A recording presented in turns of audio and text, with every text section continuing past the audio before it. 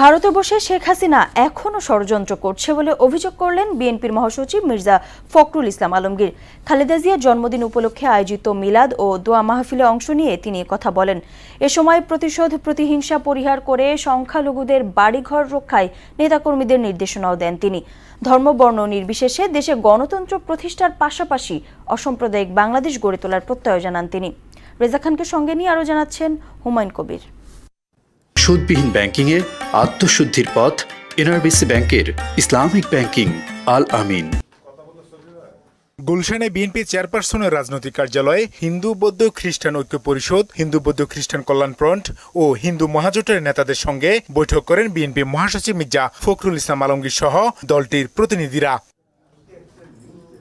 বৈঠক শেষে গণমাধ্যম কর্মীদের সঙ্গে কথা বলেন হিন্দু বৌদ্ধ খ্রিস্টান ঐক্য পরিষদের সাধারণ সম্পাদক অ্যাডভোকেট রানা দাশগুপ্ত ও হিন্দু মহাজোটের সাধারণ সম্পাদক সন্তোষ শর্মা।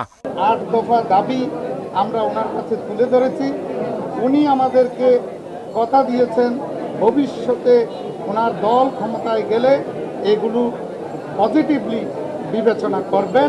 যেই স্বপ্ন নিয়ে বাংলাদেশের মুক্তিযুদ্ধটি হয়েছিল, আমরা সেই স্বপ্নের একটি গণতান্ত্রিক অসাম্প্রদায়িক রাষ্ট্র বিনির্মাণে আমরা সবাই মিলে কাজ করতে চাই। এই সময় বিএনপি মহাসচিব মির্জা ফখরুল ইসলাম আলমগীর ধর্মবর্ণ নির্বিশেষে দেশে গণতন্ত্র প্রতিষ্ঠা ও অসাম্প্রদায়িক বাংলাদেশ গড়ে তোলার প্রত্যয় জানান।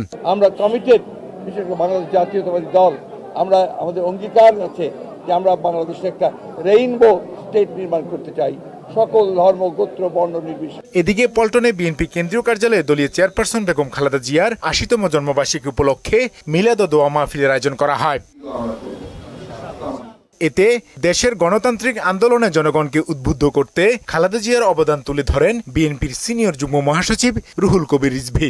রাজনীতিতে শিষ্টাচার, শোভন এবং পরস্পরের প্রতি সম্প্রীতি এবং ভালোবাসার যে রাজনীতি হতে পারে সেটির বারবার প্রদর্শন করেছেন দেশনেত্রী বেগম খালেদা জিয়া। এই সময় ভারতে বসে শেখ হাসিনা আবারও দেশ বিরোধী ষড়যন্ত্র শুরু করেছেন উল্লেখ করে তা প্রতিহত করার ডাক দেন দলটির মহাসচিব। শেখ হাসিনা তিনি তার সুযোগ গ্রহণ করতে পারেন এবং চক্রান্ত শুরু করতেন, সেই চক্রান্তকে প্রতিরোধ করাই হবে না।